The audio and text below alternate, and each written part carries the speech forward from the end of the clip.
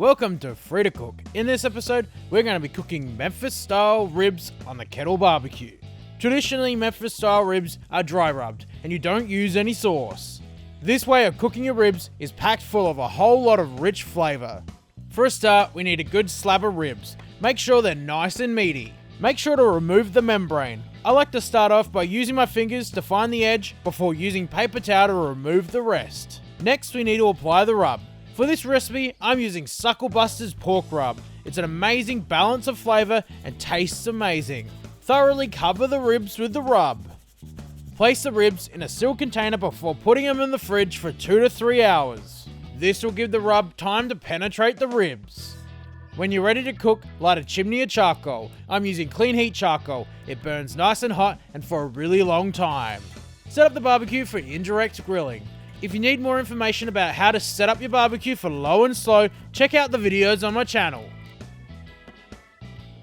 Now that the ribs have been in the fridge, the rub has set in. It's time to cover with a light dusting of brown sugar. The sugar will add a little bit of sweetness, but also give the ribs a nice glaze. Finally, coat the ribs with a final layer of rub.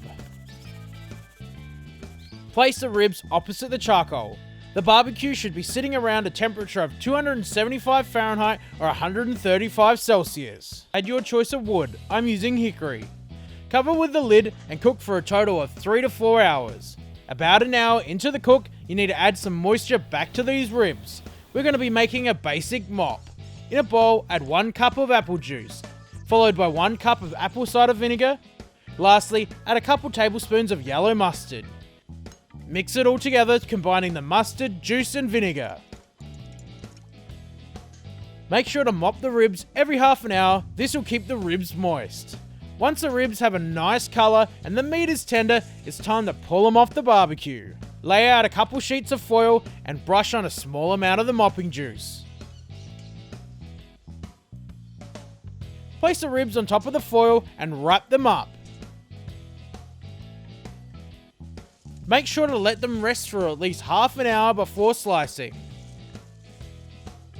Before slicing, make sure to dust the ribs with a little bit more rub. There you have it, Memphis Style Ribs on the kettle barbecue. These ribs pack a whole lot of rich flavours, and I can't recommend enough Sucklebusters rubs. Their rubs have a perfect balance of flavour and are just spot on.